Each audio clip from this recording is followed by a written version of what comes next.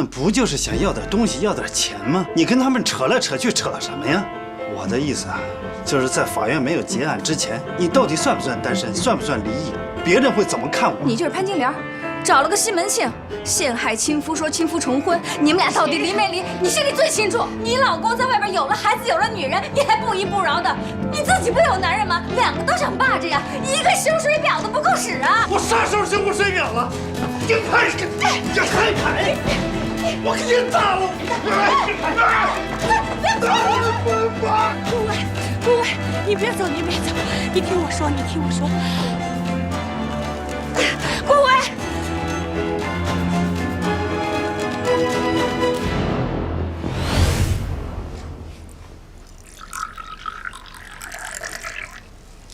夏女士啊，不是我说您，这个刚才要是换我呀，我也走。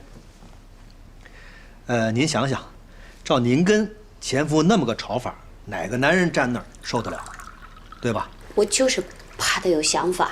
当初郑天涯撇下我母女走的时候，那都是顾威啊帮忙，忙里忙外的，才打下这片家业。女儿也劝我，说给就给他点呗，就当是希望工程了。我也知道，你说人活在世上，你说能吃多少喝多少，可是我要是给了他，顾威怎么想？我懂了，您是怕顾先生想，您和您的前夫还有情感，对吧？这样，我去跟顾先生谈谈。哎，等会儿，你去跟顾先生谈谈。你要找顾烟谈什么呀？你先跟我说说。我和他进行一次两个男人之间的交谈。你是一个小女孩，你又没结过婚，我现在跟你说，你听得懂吗？石律师，我善意的提醒您一下，注意一下你的立场。您毕竟是郑天涯的律师，您说是吗？我这都是好心。好心，池律师，有一句话呢，能非常准确形容您一向的做事风格：无利不起早。当我没说行吧？夏女士，这确实不是我的责任啊，但是我有义务提醒您，这个官司就算您打赢了，如果影响到您和顾先生的情感，那就叫得不偿失。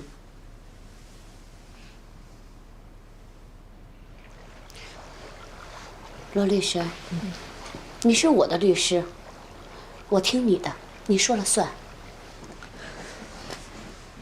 夏女士，我是你的律师，但这么大的事儿，真得您自己拿主意。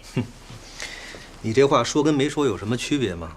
咱们做律师的就是要把当事人当作我们的亲人，在法庭上要尽的是我们的职责，当事人生活中的事儿是我们的义务。哎，骆律师，我也信你，我知道你会以最大的限度来保护我的权益。你放心，这官司不管打成什么样的结果，我都不怪你。你听听，人家夏女士是真心的把你当成亲人，刚才说的这番话，那才是掏心窝子的话呢。夏女士，我跟您说啊，就算这官司打赢了，打他郑天涯一个家破人亡，您得想明白啊，他是您亲生女儿的亲生父亲，您的女儿一辈子都有赡养她的义务，这个法律原则你跟夏女士交代过吗？石律师，您还真当我是个摆设呀？夏女士现在最大的心结不在郑天涯那儿，是在顾威这儿。她打这个离婚官司，就是为了跟顾威再婚，好好过日子。但前段婚姻不了结，顾威就得一直等着，等来等去，人就有了想法。顾威现在一定觉得，这婚离不掉，一定是夏女士对郑天涯余情未了。池律师，恕我直言，您是男人，你也懂男人，但你是真不了解女人。对，罗律师，你太厉害了，真的是这样的。就是现在我一天不跟郑天涯，我们有一个了断，顾威呢那个心里他就不痛快。现在我面对他的时候，我都不敢面对，不敢说这事儿，我都绕着走。为什么要离婚？就是要结束一段不好的感情。为什么您要和顾威先生在一起？就是要开展一段有希望的新生活。您刚才说的这番话，应该清清楚楚的让顾威先生听见。顾威先生的心思，您也要清清楚楚的知道，这才叫知己知彼，才能天长地久。对对对，池律师你太厉害了。其实呢，我就。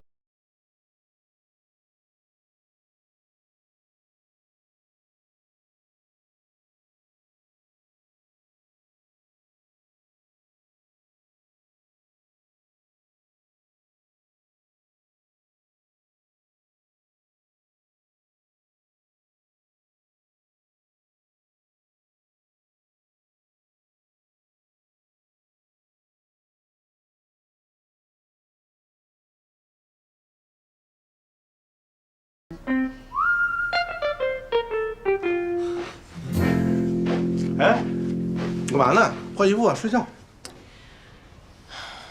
董大海，我怎么觉着我这心里吧还是不踏实？要不，咱们再找个新的律师，问问。这律师啊，不能瞎找，你知道吗？得找自己认识的，要不然他只收钱不干事儿。这瞎找什么呀？哎，要不，咱给海东打个电话？你这张嘴还真能忽悠，你把我当事人忽悠，都忘了你是郑天涯的律师。要不是我在场啊，我估计你让他签什么协议他都签。嗨，既然咱们双方都达成了和解的意见，对吧？你就别管我用什么手段。哼，你的手段都够卑鄙的。别这么说，我刚才也是真情流露。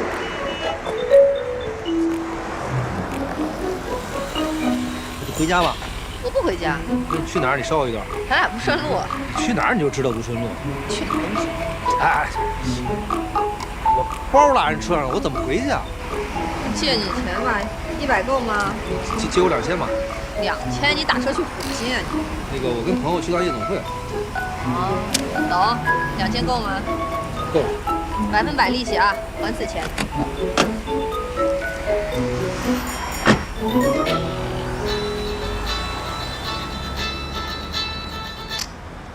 喂，老董。哎，陈律师，哎，不好意思啊，是这样，就是对你上次跟我说的这个假离婚的这个提议，对，不，你嫂子她有点不太放心，哎，你跟她说2句，对对对，啊，好，行行。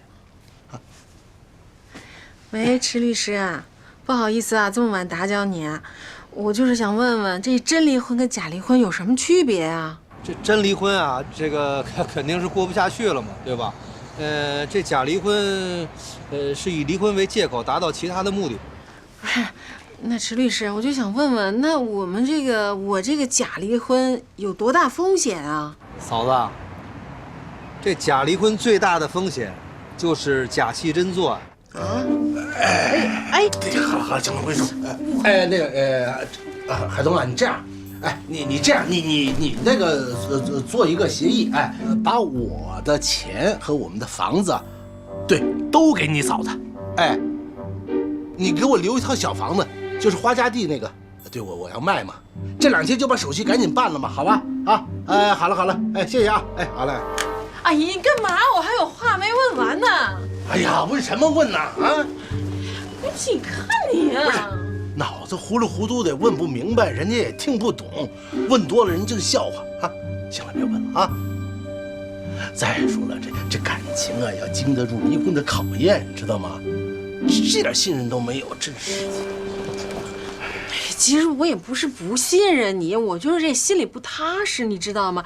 你说就好端端的，咱们这幸福日子过得多好啊，多恩爱，干嘛呀？为了买个房子就要离婚，这让人知道了笑话。不是你别饶世界去喊离婚呐！啊，我不喊，可是万一有一天我一冲动就给秃噜了，那怎么办啊？都憋住了啊，憋住了，憋死谁都不能说。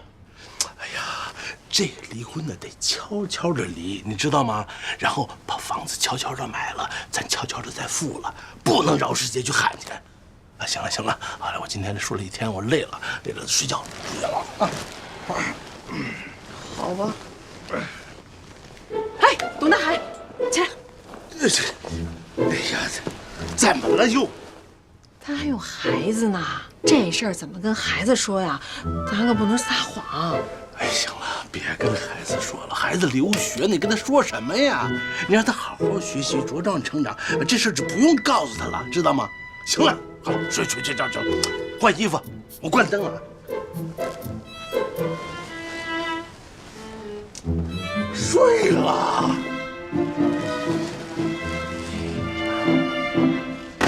哎。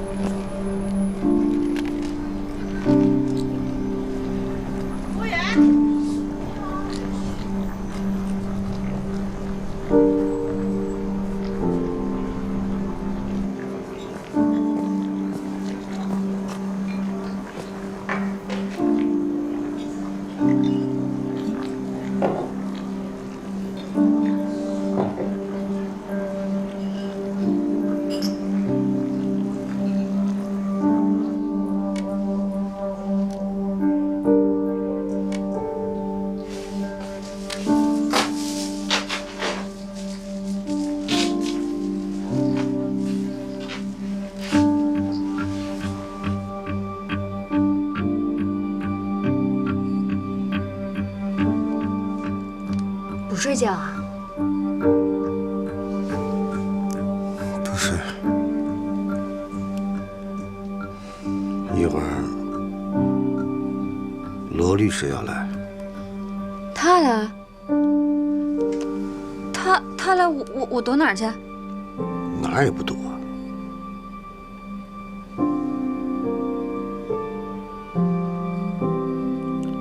他来就说要跟你谈谈。跟我谈？跟我有什么可谈的？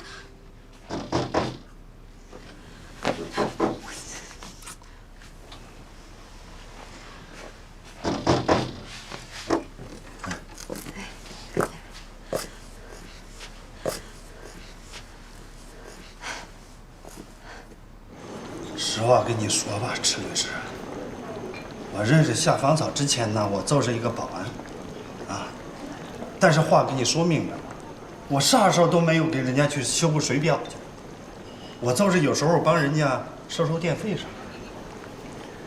有一次啊，我去夏芳草他们家收电费，正好碰见夏芳草在那儿寻死迷活呢，我就把他给救了。送到医院以后啊，我给他男人打电话。就是那郑天涯，他也不是个东西了。他说他们俩已经离婚了，他不管，他不管，我不能不管呢。我要不管，那夏芳草他就活不了了。年纪轻轻的，你说是不是？我就帮着他照料了一阵子，啊，那一段时间夏芳草心情很不好，孩子又小，我就经常劝他，我说这人活一世啊。没有过不去的火焰山，老天爷饿不死瞎眼的家巧。我说这城里人爱吃辣的，要不开过火锅店的，就这么着一家一家这火锅店就开起来了，他还挣着钱了。可是那么长时间，我都是以为他们俩已经离了婚的，啊，谁能想得到，他们俩就是签了个离婚协议，没有领证，我就不明白了。人家两口子离婚，上午去，下午走给办了。他们俩离婚，扯来扯去，扯了那么多年，还扯到法院去，搞得我现在啊，我给贪图他们俩钱，传作他们俩离婚似的。你说我一大老爷们，我能干出这种事儿来吗？你是知不道，这么长时间我去他们家，我跟偷鸡摸狗似的，我。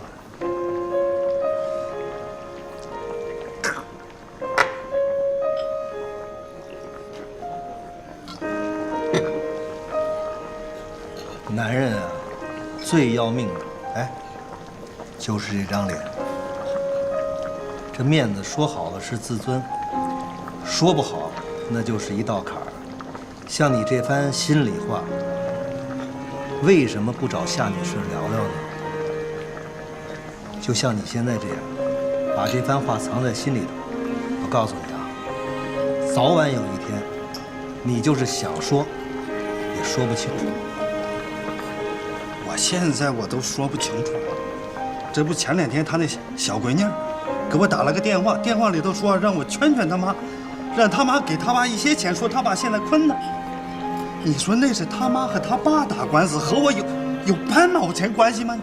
啊，我啥时候拦着他妈不让他妈给他爸钱了我？这你就想多了啊！这个夏女士为什么急着办离婚证啊？那还不是想要跟你结婚，对吧？我告诉你啊，夏女士之所以不同意调解，她就怕如果她同意调解了的话，你会觉得她跟她的前夫还有情感，你会不会这么想？那她索性就让法院去判了。我可告诉你啊，法院判是判，判成什么样，谁都不知道。那法院会咋判？我不是法官，我也说不好。按照司法程序来讲，1审如果对方不服，那就还有2审，打上几年的有的是。我跟你说句掏心窝子的话啊，我也离过婚。我现在啊，后悔的不是离婚，我是后悔打那个离婚官司，劳民伤财，多麻烦。说的是啊，有那打官司功夫，多开几家火锅店，不啥都有了吗？啊？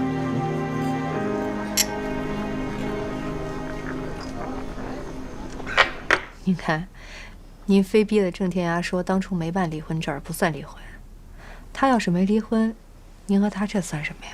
我没逼他，我是咽不下这口气。当年是他夏芳草死活不肯离，拖着郑天涯不签离婚协议。他这么拖着，我跟郑天涯没法结。孩子现在都快满周岁了，连个户口都上不了。哦，夏芳草她现在好过了，她连男人都有了，她又说离了。情理法，情理法，首先是情，人之常情。穆女士，咱们将心比心啊。如果您是夏女士，您和你老公一起生活了好些年，白手起家，老公突然说要离婚，您能那么痛快就答应吗？就算您能，但是夏女士不能，她一时半会真绕不过那弯儿，说明她对她老公还是很有感情的。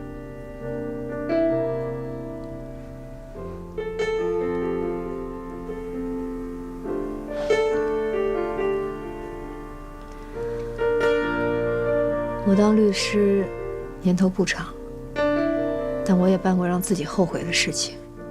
当初我接手了一桩离婚案，最后判了赢了，把对方弄得是身败名裂，片甲不留。但是很奇怪，我一点都高兴不起来。我时常怀疑自己，我在想，如果当时我理智一些，不那么好胜的话，这个事情是否会有更完美的解决方案呢？那样的话，对我的当事人是不是也更好一些呢？我的当事人当时是解气了，可将来呢？将来会不会后悔呢？我是担心您将来后悔，真的。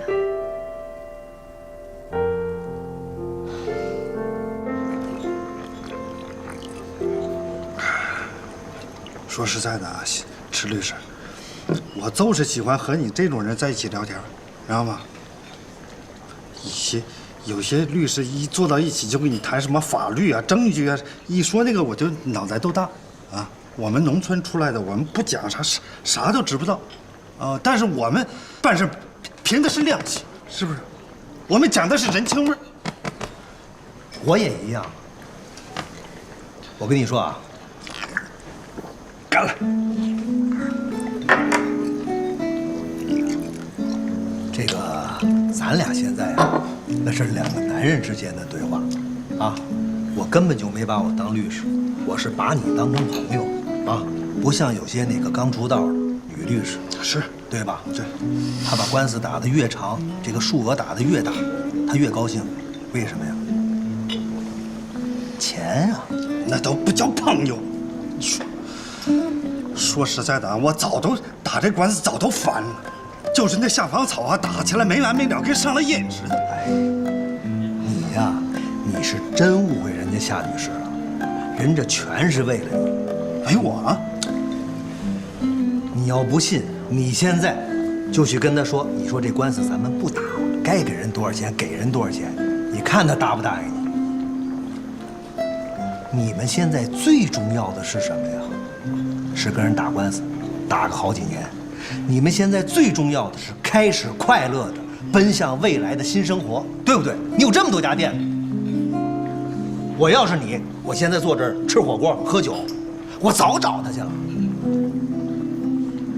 那你说咋办？我们现在就去找他谈谈。中，结账。不用结了，自己家开的啊。对呀，太好了，走走。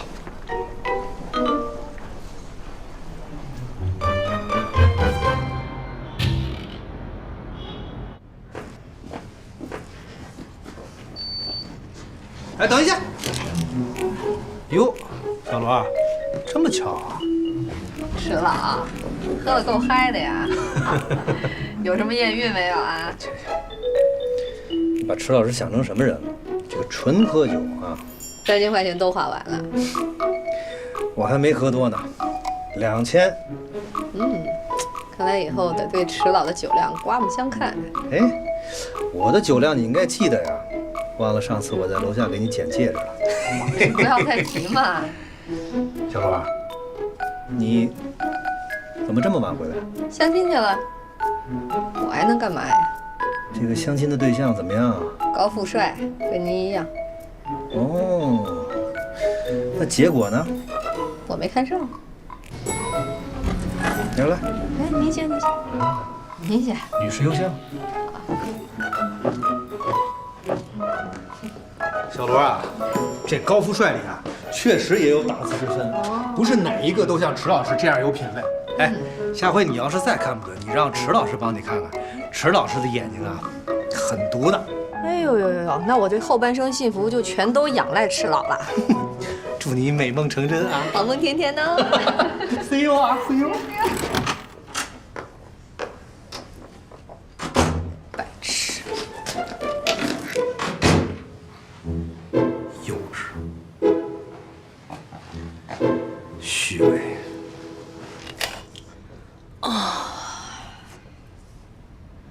小罗，你怎么可以暗箭伤人呢？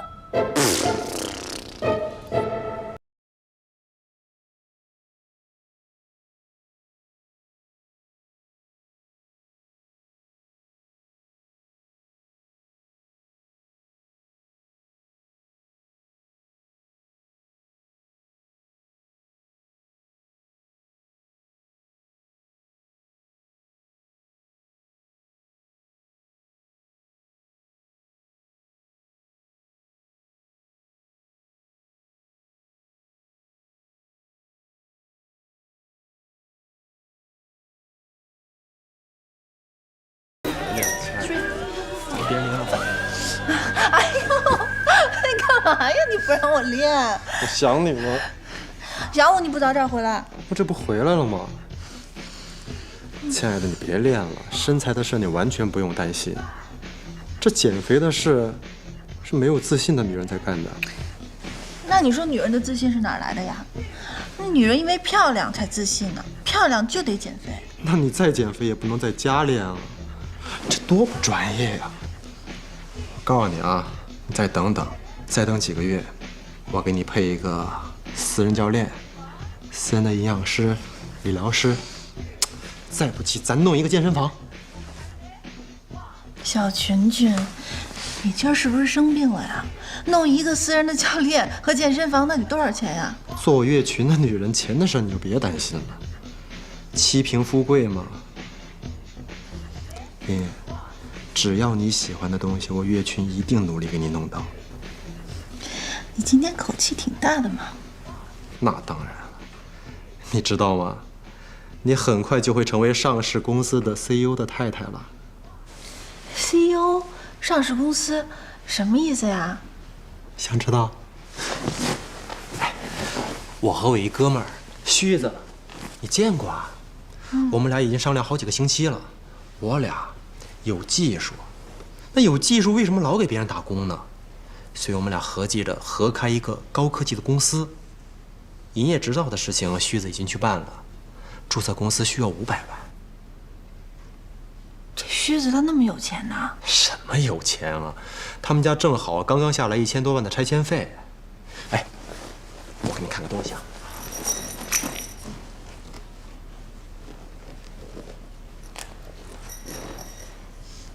什么呀？这房子怎么样？我看700万。挺不错的，这么大呢。这就今儿下午我们去找的办公地点。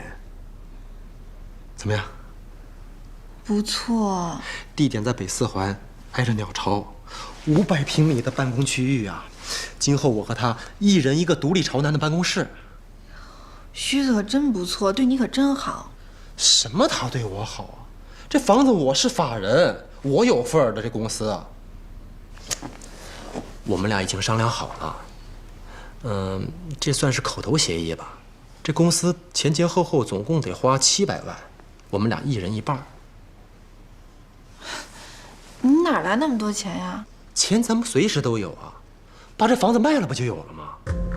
亲爱的，你知道你这房子卖多少钱吗？我问了，得1000多万呢。我算过了啊，刨去咱们注册公司的350万，咱俩还有800、900万呢。哎，我一哥们儿看了咱们这房子，特别喜欢，他愿意马上接手。我不卖房子，卖房子咱们住哪儿去啊？你不城里还有套公寓吗？80、90平米够咱们住了。那么小，根本就不够住的。亲爱的，我跟你说，我早想好了，如果你喜欢大房子，咱把小的也卖了，添点钱再买个大的呗。都不卖，这2个房子都是我喜欢的。你们女人啊，就头发太长，想的事儿太少。这房子你现在看着是好，可以后政策什么样，咱们谁都不知道。这真要征收起来房产税，咱压力多大呀，妍妍！这办公司就不一样了，这办公司铁定能赚钱啊！哎，现在国家政策是什么？现在国家政策就是扶植高科技产业。我们公司一开，几年之内肯定上市啊！亲爱的，上市意味着什么？咱们身价几亿呀！有钱买什么不行啊？啊！可是我已经在这儿住习惯了呀。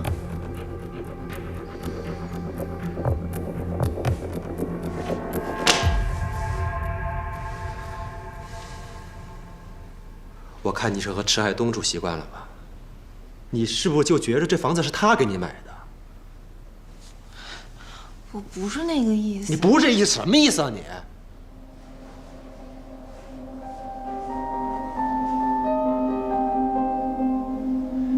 叶叶，你能不能替我想一想？我进到这个别墅里面，我看到的不是你，我看到的是池海东的影子，池海东的影子。我一大男人，我生活在另外一个男人的阴影底下，我难受，你知道吗？我能理解你。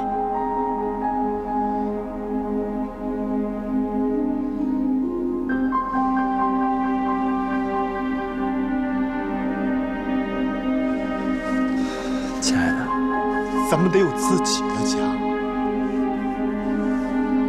自己。我知道，就是我之前好像听一个朋友说现在北京卖房子的手续特别不好办，尤其是这么大的房子，很难出手的。我刚才不是跟你说了吗？我那哥们儿特喜欢咱这房子，他1000多万不是问题，一次性付清，这不是顾虑。我倒是觉得现在还有一个问题。什么问题啊？这哥们儿不是北京人，没北京户口，5年的纳税证明他也没有。那他买不了房呀！你刚才说的那些不都白说吗？也没白说，解决的办法倒是有，不过你得受点委屈。什么办法呀？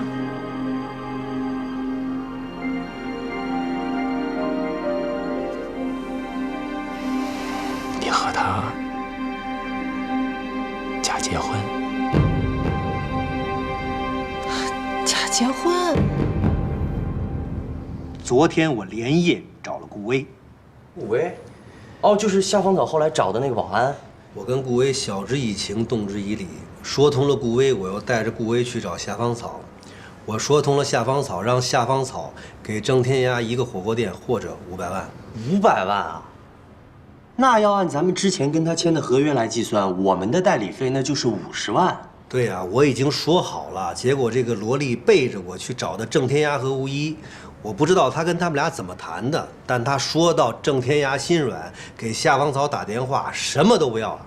那不行，按郑天涯跟咱们签的合约来算，他要什么都不要了，那咱们不是也什么都要不着了吗？这萝莉真够绝的。这萝莉签的肯定也是争议财产差额累计计费，他能挣50万？那不行，那他就赢了。我怎么能让他挣着这50万块钱呢？我跟顾威都喝成哥们儿了。我跟夏芳草说，你与其把这50万给律师，干嘛不把这50万给郑天涯呢？郑天涯好歹是你闺女的亲爹吧？我让夏芳草跟萝莉解除了协议，只付给萝莉一个基本费用5000块。我帮夏芳草和郑天涯签署了一份协议，今天一早他们拿这个协议去民政局办离婚手续了。哎呦，事情的结果就是这样，萝莉挣了5000块，我挣了50万的20%，10万块。他知道这事儿吗？萝莉啊，我不知道他知道不知道，我管他知道不知道了，我还别扭呢，他多卑鄙呀！陈海东，你可真够卑鄙的！我告诉你啊，故意伤人是要负刑责的啊！少废话！你让夏芳草跟我解除了协议，把我那50万律师费直接给了郑天涯，我现在就拿了一基本费用，5000块钱，还不够我交这个月房租的呢。你少挣49万5千，心疼是吧？你不卑鄙。郑天涯和吴一是我的客户，你背着我去找他们，让他们放弃要求，那是500万，500万的20%，我这100万我找谁要去呢？你搞清楚，我找吴一是为了谈和解，这是咱们俩达成过的共识啊。哦，和解到最后就是您赚钱，我不赚钱，凭什么呀？账别算得那么自私，好吧？罗大律师，你可怜可怜我吧。离婚以后这笔钱是我挣的最多的一个数了。你少哭穷，赶紧还钱。我还你什么钱？4000块钱呀。借我2000吧。2000够吗？够了。我借了你4000块钱吗？记性不好成这样了。提醒一下您，您借了我2000块钱，说好了按100%的利息还我，100%利息啊，还4000。哦，100%的利息啊，罗律师。嗯呐。潘小刚，哎。根据最高人民法院关于人民法院审理借贷案件的若干意见规定，民间借贷的利率不得高于银行同期借贷利率的4倍，超出此限额的超过部分不予保护。你还当律师，一点都不专业，当我助理吧。坐下。哎呀，我瞅着你们办公室倒是挺宽敞明亮的，反正这个月房租我也交不起来，我决定啊，就搬过来啊。罗律师啊，我来总结一下啊，我觉得2位都是业界的翘楚，这就是针尖对麦芒。这场华山论剑看得我心潮澎湃啊！我觉得这场战争没有输赢，只有荣誉，至高无上的荣誉。这荣誉同时属于2位啊！拍马屁没用，赶紧还钱。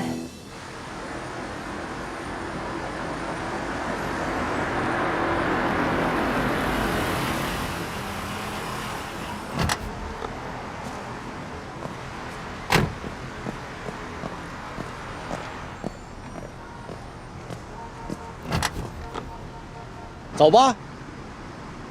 我觉得怪怪的，你让我再想想吧。不是，还想什么呀？我就是觉着心里不踏实。哎呦喂，不是你怎么不踏实了？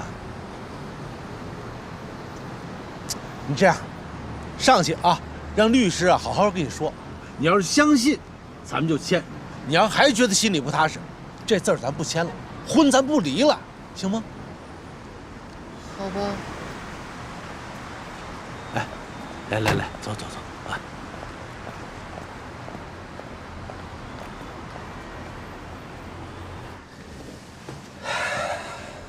给你啊，不就4000块钱吗？谁会差你4000块钱啊？真想要啊？给我，我给你，你给我，给我，给你什么呀？给我借条啊！你没写借条啊？你没借条啊？他没有借条。你没借条，怎么能证明我欠你4000块钱？要不然这么着吧，去法院告我，跟法官说你借了迟海东2000块钱，你借了迟海东4000块钱，但你忘了让迟海东写借条了。你是一个专业律师，你丢不丢人呢你？瞪我？哼！潘小刚，哎，给他倒杯2000块钱的咖啡吧。好嘞。2000块钱咖啡折现啊！迟海东，你好歹也是律师界的高富帅，还在 CBD 办公，4000块钱你都不还，传出去你不嫌丢人啊？正因为我在 CBD 底下，我才不能让你敲诈我呢。石老师，董先生他们来了。哎，老董，我这儿马上就完，你带老董啊去到这个小会议室，先把协议看仔细了，然后一会儿我给你解释一下。哎，行，没事儿，不就一假离婚吗？哎，走，哎，你忙你的，好，我马上过去啊。哎，我可顾不上你了，我不会不还你钱的。你认真琢磨一个数，晚上回我还你，行吗？迟海东，知道你这人缺德，没想到你这么缺德。假离婚这种事儿，你能办吗？你穷疯了吧你？我也迫不得已。哎，行吧。哟，前妻电话。燕燕，你说吧。假结婚？你要跟谁假结婚啊？李前妻要假结婚。他不是北京户口，他没有买房资格，但是他想买我的房子。所以我们2个要办一个假结婚的手续，然后呢，他把这个钱打到我账户上，我们2个再离婚。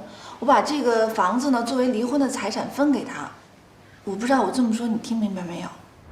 哦，就是这人想买房，没有购房指标，所以想跟你结婚再离婚，是这意思吗？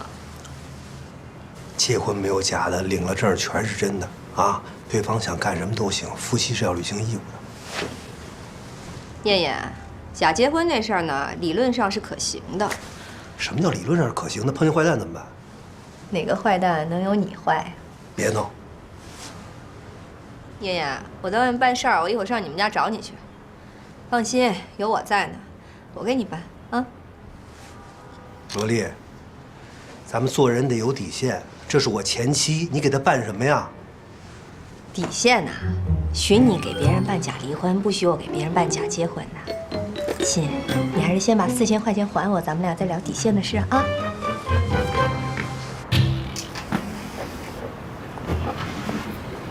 说呀，他这就是作，他这是放不下，他不单单给你发信息，我手机里全是他给我发的信息，什么他又交了一个新男朋友啊，有可能结婚啊，让我给他写一份婚前协议什么的，他这是没脑子啊！你这么有脑子的人，怎么可能娶一个没脑子的女人？那男人可不是就是喜欢简单的女人吗？哦，那你现在应该更喜欢娇艳了，她比以前还没脑子，她都要假结婚了。